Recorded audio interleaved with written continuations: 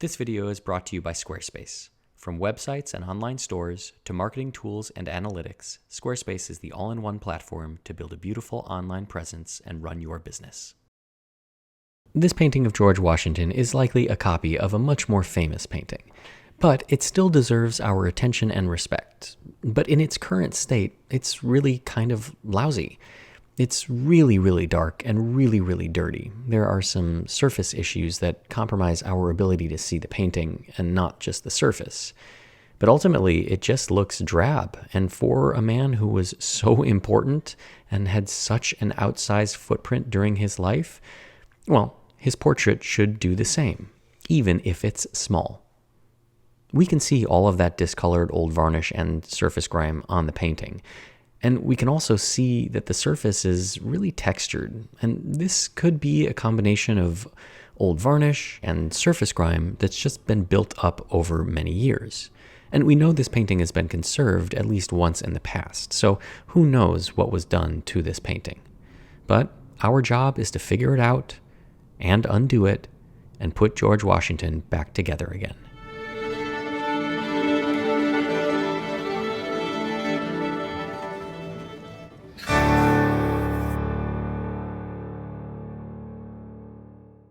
Now, before I can find out just how grand the problems are with this diminutive little painting, I need to start exploring.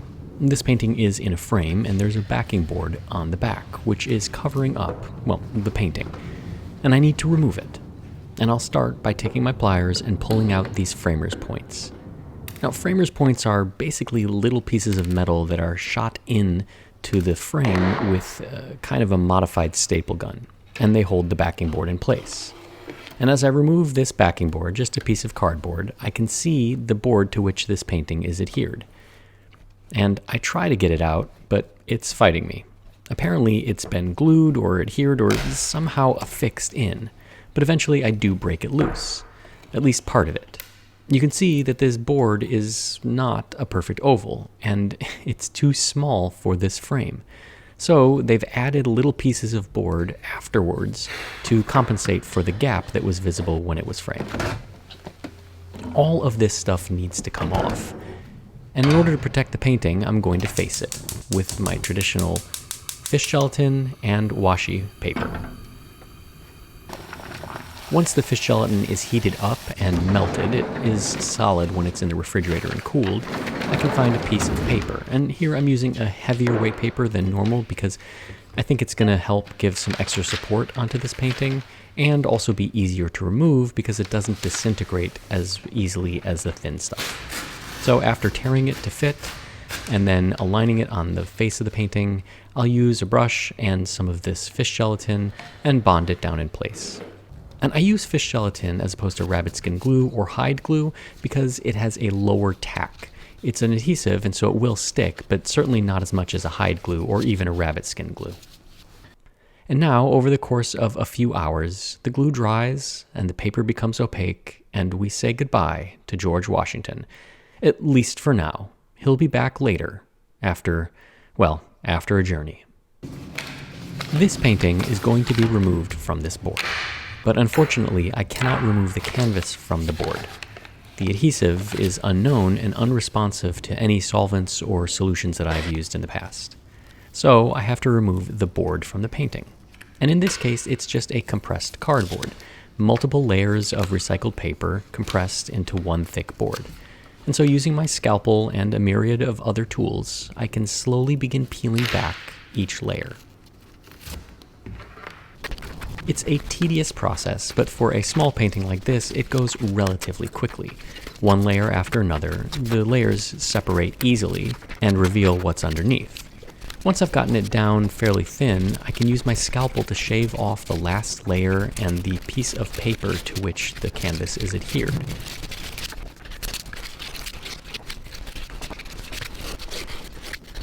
And then I'm going to use some laponite, which is a synthetic clay saturated with water. It basically gels water to remove this final layer of paper. Sometimes we use laponite to soften adhesives. In this case, I'm optimistic, but, well, I know better. It's not a water-based adhesive. I tested that earlier. What I am doing is softening up the paper, turning it into effectively pulp so that I can scrape it with my scalpel and reveal the adhesive layer. Once revealed, then I'll be able to come back with a different mixture or solution and try to remove this layer. Now, using a solvent-based gel, I'm going to apply it with a brush across the entire back and let it sit for a little while, and then start to scrape it up. And what I find is that this is no adhesive. This is black oil paint. When they decided to mount this painting to the board, instead of using an adhesive, which would be the right approach, they simply coated the back with a very, very thick, maybe 1.5 to 2 millimeter thick layer of oil paint and use that as the adhesive. And so I have to remove as much of it as I can, trying to get down to the raw canvas. After what felt like an eternity of scraping, reapplying the gel, scraping, and more, I've removed all of the oil paint, and now I can remove the facing with a little bit of hot water. Painted on the surface, it penetrates through the paper and reactivates the adhesive. Once the adhesive is soft, I can simply peel back this facing. And this is why I used a thicker paper. Rather than disintegrating, it stays together and it's easier to remove. Now, this thicker paper doesn't always work. Sometimes I do need to use the thinner paper to conform to an uneven surface, but because this painting was smooth and flat, this was the right choice. With the facing all removed, I can start to think about cleaning this painting. And of course, I'm going to use a two-step approach. The first, removing the surface grime with a neutral organic soap that I mix here in the studio. And even though I tested the painting prior to doing any work, even writing the proposal, I'm still starting on the edge and just working very slowly to see what happens. With one quick pass, we can see that there's a little bit of accumulated surface grime, but not a ton. This painting is discolored and dirty, but that is likely the old varnish and not an accumulation of dust or particulate or cigarette smoke or all of the other lovely things that find their way onto the surfaces of paintings. I'll work on the background a little bit more, and then I'll work on the face. And I'm using a stiff bristle brush to agitate the surface. There is still a varnish layer on this painting, and this soap does not penetrate that varnish layer, so the brush will not damage the paint layer. But sometimes having a little bit of agitation on the surface grime helps break it up and allows the soap to do its job more effectively. With all of the grime removed, we can now start turning our attention to removing that varnish, and we can use different solvents to test to see what's strong enough to remove the varnish, but safe enough on the painting. And even with the first very mild solvent, this appears to be too aggressive, and so I'm going to have to find a different approach to clean this painting, and make a big pivot. And the answer, at least to this problem, I'm hoping is in this big box that arrived at the studio a little while ago. The purchase of new equipment, toys as I call them, is always exciting because it means that my capabilities are going to expand. What I'm able to do and how well I'm able to do my job is about to take a step forward. And within this box is probably the most technologically advanced piece of equipment I have in the studio. One that I never thought I would have the need for or ever thought I would procure myself. And this is my laser. Well, actually, behind all of this padding and packing and wrapping material, there is a laser. And this is an erbium yttrium aluminum garnet laser. A mouthful for sure, otherwise known as ERYAG. This laser operates on the 2940 nanometer wavelength of light. And while we're about to showcase this technology, there are other places where the tech is hidden on purpose, but that doesn't make it any less cool.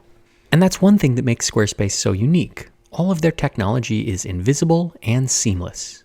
Whether it's their new Fluid engine allowing drag and drop technology in designing your website, to their new AI engine which will help you with your copy, whether you want to make it longer, shorter, or just make sure it makes sense. And of course, their e-commerce solution provides a simple, easy way to add an online store to your business. And the best part about it, no coding necessary. Squarespace has done all the heavy lifting for you, but if you ever do get overwhelmed by the tech, Squarespace has online help guides, a robust forum full of users like you, and real live people behind their tech support, just in case you need it. So head over to squarespace.com for a free trial, and when you're ready to launch, go to squarespace.com/Baumgartner to save 10% off your first purchase of a website or domain. So why a laser, and how do we use this one in particular? As I mentioned, this laser emits light or energy at the 2940 nanometer wavelength, and certain materials will absorb that energy, materials with a high concentration of OH bonds. And when absorbed, those OH bonds will be broken up and the molecular structure of that material weakened, thus enabling me to remove that material with a milder solution or solvent, something that would otherwise have minimal to no effect. Now, using the laser, on the other hand, is a little bit more complicated. There are no set protocols or guidelines for how to use it on any particular painting. It's up to the conservator to figure it out as they go along. So I'm starting off with a very low fluence. That's the concentration of energy on this little spot. And I'm starting off with a very low fluence because I don't want to damage the painting. I can always add more later on. Using the laser is a lot like using solvents in cleaning paintings. We start off with something mild, make little tests, and then increase it as we need and see fit. Now, before moving on to the actual painting, I'm going to wet out the varnish layer. And I can use any number of solutions or solvents. And again, a lot of it is trial and error. And what this does is concentrate the energy pulse on the surface, preventing it from penetrating through the varnish layer to the paint layer. With my fume extractor pointed at the test area, I'm going to wet it out with the solvent that I've chosen, and then, using the red focusing spot, aim my laser and fire 3 test pulses. I can adjust how many pulses are fired per second, but I found that 3 is a good number. Then, coming back with a mild solution, I can start to lift off that varnish. And you can see just the varnish comes off. No paint, like before, with a more aggressive solvent. So this is a successful use of the laser. What we're doing is breaking apart the molecular structure of the varnish, and then using a mild solution to lift it off. Previously, if we tried to use a solvent, it was too aggressive. It would cut through the varnish and then affect the paint layer. But here, we can avoid that by using the laser. I'll work in a relatively small area. This is about 1 centimeter by 1 centimeter. I'll fire the laser pulses, and then I'll come back with the solution and lift off that varnish. Now, if used successfully, we won't see any marks. You can see that the varnish turns white when it's affected by the laser, but the paint doesn't. And that's precisely what we're looking for, and tells us that this approach will work on this painting.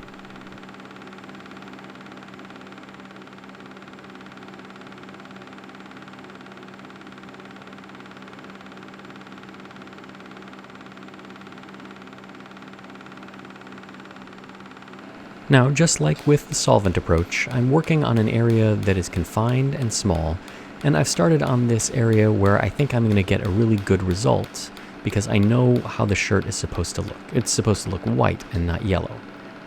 Really, using the laser isn't all that different than standard conservation approaches. It's just a tool. It's not an answer to every problem, but it does fit into the conservator's toolbox when all other approaches have failed.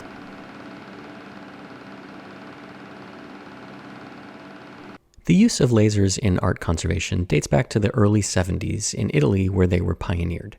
And since then, conservators have been using lasers, all different types with all different wavelengths, for all different types of projects, from removing old discolored, tough varnishes like I'm doing here, to removing soot and pollution from sculptures and statues.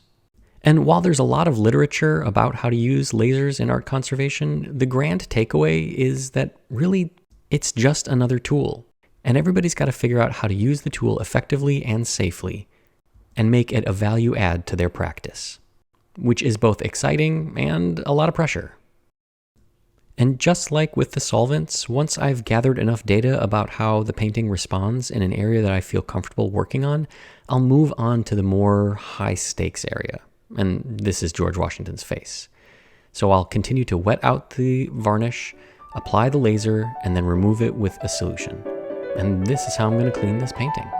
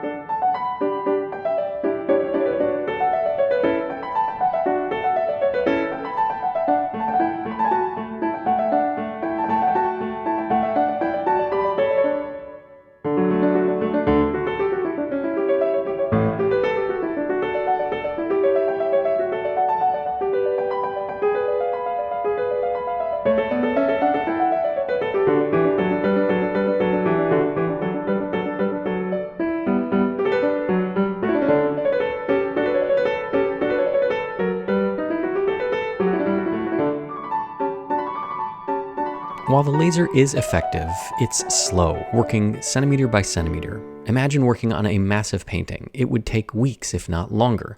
So I'm lucky here that this painting is small and I can do it in 1 or 2 days. With the painting now cleaned, I can think about how to return it to the frame. And the first thing that I want to do is see how it fits in this frame. And right off, you can see that there are gaps, and I need to deal with those. Previously, they just stuffed extra board in there and overpainted it, but that's not what we're going to do. The first step in what I am going to do is to trace the opening in the frame to get an idea of the sight size. This is going to be the dimension that I need to fill with the canvas, and I'm going to check to see if the original fits this. Once I've got that oval traced, I'm going to add about 1/4 of an inch around the entire thing to compensate for the frame rabbet. That's the little ledge on which this will sit so that it doesn't fall through the frame. I'm just going to eyeball it here on this piece of paper. Using math isn't necessary here, it would slow me down. And welcome to the Arts and Crafts section of Baumgartner Restoration, where I cut out this oval, check to see if it fits, and then trim it until it does. Then I can transfer this outer shape, which is the outer dimensions of the board, to the board, and then I have to start thinking about the inlay, or outer lay, or extra piece of canvas that's going to go around the oval to make it an actual oval. You see, this painting isn't an oval, it's kind of an odd hexagon-y type shape, and I want it to be an oval so that it fills up the entire surface of the board and that there aren't gaps when it goes into the frame. So I need to cut out a piece of canvas that's going to go around this painting to turn it into an oval. And now I can start preparing the painting for mounting to this board. Because there's such a big inlay or outer lay, I need to apply something to the back of this canvas to make sure that the registration doesn't go haywire during handling and mounting. And so I'm using a flat spun nylon gossamer. And here I'm just painting on the adhesive as opposed to rolling it, because it's such a small painting, I don't think that the roller would give me accuracy. I'm also using the same adhesive in a film form, and that'll get ironed onto the back of the board. If I paint on the liquid adhesive to the board, it absorbs it too much, and it won't really bond. So having the film ironed on is exactly what I need. I'll peel off the outer film, and then lay the painting onto the board, and then take it over to the hot table where I will prepare it for the actual lining or mounting process. And this is just like I do with any other painting. On canvas, I need to create an evacuation route for the air that's going to get stuck in this envelope that I'm creating with here a piece of non-stick mylar film so that it doesn't stick to the painting or the board. I'll add my through bag connectors, turn on the heat and the vacuum, and then let the painting mount. After allowing the painting to cool and then removing it from the hot table, I can begin trimming off the excess board. Because remember, I don't need this as a square, I need it as an oval. So using a couple of different blades, I'll just slowly work around in thin passes until I've cut through the entire board. And now I can fill in all of the losses. There are a couple of little spots on the painting itself, but really I need to build up this outer edge where I did the inlay or outer lay or new canvas, because it's almost even, but not quite. And I don't want a lip or a ledge that will catch the light and then we'll see it. So using my fill-in material, I'll apply it liberally, and then using some cotton swabs, I'll remove the excess. It's not a terribly difficult process, and for a small painting like this, it doesn't take a ton of time, unlike some of the larger paintings that I've worked on. But making sure that we're smooth and even around the entire painting really does matter, even if most of this won't be seen. And then, because there is so much retouching that needs to happen on this painting, on the perimeter, I'm going to coat it with an isolation layer, or saturation layer. Whatever we want to call it, it's a layer of synthetic resin that will help even out the surface and assist me with the retouching. Now here, I'm using a very, very big brush to cover up most of this area. I just need to get a lot of paint on this fill-in area quickly. And then once I've done that and covered up most of the area, I'll come back with a much smaller brush and work on the details. And then I'll come up with an even smaller brush to work on the area where we meet the original paint layer. I could certainly use a small brush for this entire thing, but it would just take so much more time, and that's unnecessary. Now, mixing these browns looks really easy, but it's really difficult. There are a lot of different colors here, and one section is unlike the next. This was all mixed on the canvas, so it's particularly difficult to match these colors. And that's where having that synthetic resin layer really helps, because all of these browns are really rich and vibrant, and I can see the different colors that compose them.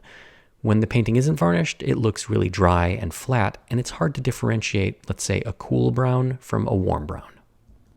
I was lucky on this painting that the losses were actually pretty minimal, including on the face, so I can come back with a very fine brush and just do a little final touch-up.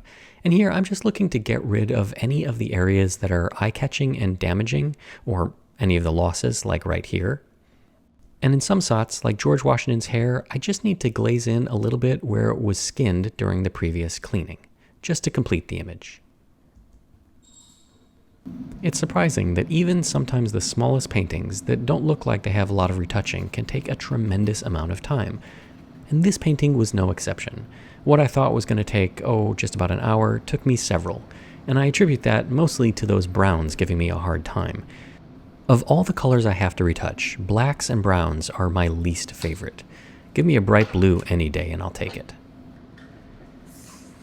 With the retouching complete, I can apply the final coat of varnish, and this is going to give us the ultraviolet protection and give us the ability to change the sheen and make the painting look really, really vibrant and really good. This is a small enough painting that brushing it on is fairly easy. And then, as the varnish dries and the solvent evaporates, I'm going to keep coming back and brushing it out so that I can get a really beautiful satiny textured finish. Before I can reunite this painting with the frame, I need to spend a little time working on the frame. And that begins by removing all of this medium that was used to compensate for the gaps, because the painting didn't quite fit this frame. And I need to remove this, A, because it's junk and it needs to go, but B, because it takes up space in the rabbet, and I need that rabbet to hold the painting in place. I'll then come back with a couple of different detergents and my neutral organic soap, a toothbrush, and begin cleaning off this frame. And you can see it is really filthy.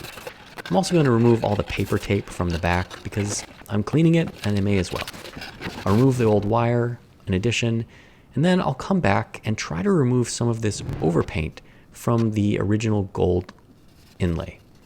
Now, I'm hoping that I can get all of this overpaint off, but with my first pass of gelled solvent, it's not really effective. So I'm going to have to re-gild this. But rather than using gold, I'm going to be using Dutch leaf and an oil gilding process, which is a little bit more forgiving and much more cost effective. So rather than using a bowl and water, I'm simply painting on this oil size onto the frame where the gold used to be. You can see it there, where I was able to remove some of that overpaint, but ultimately there was nothing left. Once this size has been applied to the entire area that I want to gild, I let it dry for a couple of hours and it becomes a little tacky. And then I can transfer the Dutch leaf onto my suede pad and begin cutting it to size. Now, Dutch leaf is much more forgiving than gold leaf. I can actually pick this up with my hands, whereas gold leaf would disintegrate. But the gilding process is largely the same. Using a gilder's tip and a little bit of static, I can pick up the pieces of the leaf and then lay them down onto the size.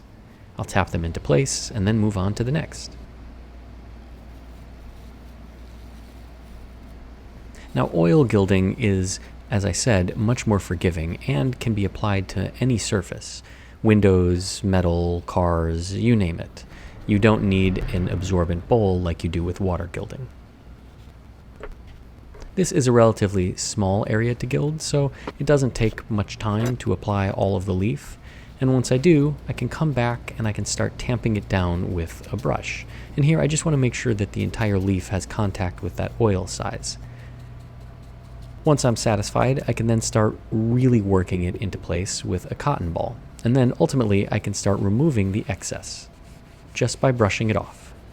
Now, this leaf is not going to be burnished to a high sheen. You can't really do that with oil gilding and Dutch leaf. That needs gold and a proper water gilding technique. But one of the things that I noticed is that this gold is a little bit too yellow for my tastes, so I'm going to tint it with a little bit of shellac. and I'm adding a little bit of dye to the shellac to make it a little bit warmer, give it an orange amber color. And once I'm satisfied with that color, I'll then apply it with a brush to the leaf and change the color.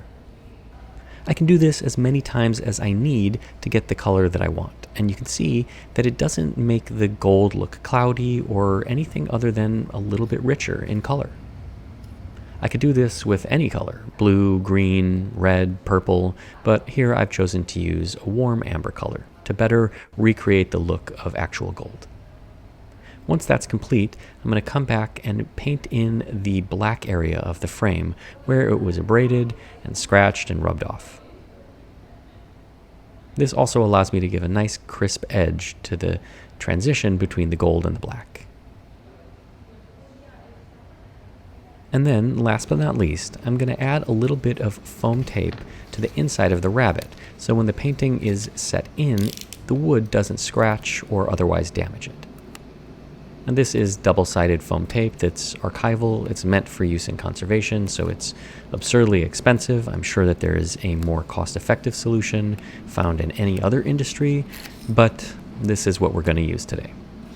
We could use felt or paper, but here, because it's an oval, this flexible foam tape is ideal. And now I can finally transfer the painting to the frame. And you can see, with the rabbit clear of all that gunk, the board that I've cut to fit, well, fits right in. And rather than using framer's points or nails, I'm going to use offset clips. And then I'll add my label on the back and fill out the inventory number, the date the painting came in, what varnish and retouching medium were used, and then we're done. A diminutive painting of a grand man, and what looked like a simple conservation from the outset turned out to require the use of some fairly novel solutions, namely the use of a laser. And while this isn't a tool that I would recommend or prescribe for every painting, for this one it was just the ticket. That stubborn varnish required solvents that were too aggressive for the underlying paint layer, which was fairly vulnerable and fugitive. And so, facing the problem of not being able to remove the old varnish or risking damaging the painting while doing so, my hands felt tied, until I turned to technology. And here, the use of the laser to compromise the molecular structure of the varnish and enable me to remove it with a much more mild solution was just the answer. I was able to go across this entire painting, break down that varnish layer, and then lift it off without doing any damage to the underlying painting. The frame wasn't in terrible condition, but it was filthy, needed a really deep cleaning, and also a little bit of attention where poor decisions had been made in the past, namely painting over the gold. And while, again, we had to take some novel approaches using Dutch leaf instead of real gold, the end result is just as grand as the man who resides within its borders. And while this painting was no doubt a copy of a larger, more famous portrait of George Washington, it's still pretty regal in its own right. At least now it is, that it's been fully conserved. These are the types of projects that really get us excited. Complicated problems that require novel and innovative solutions. This is what makes our work so fascinating and so interesting from day in to day out.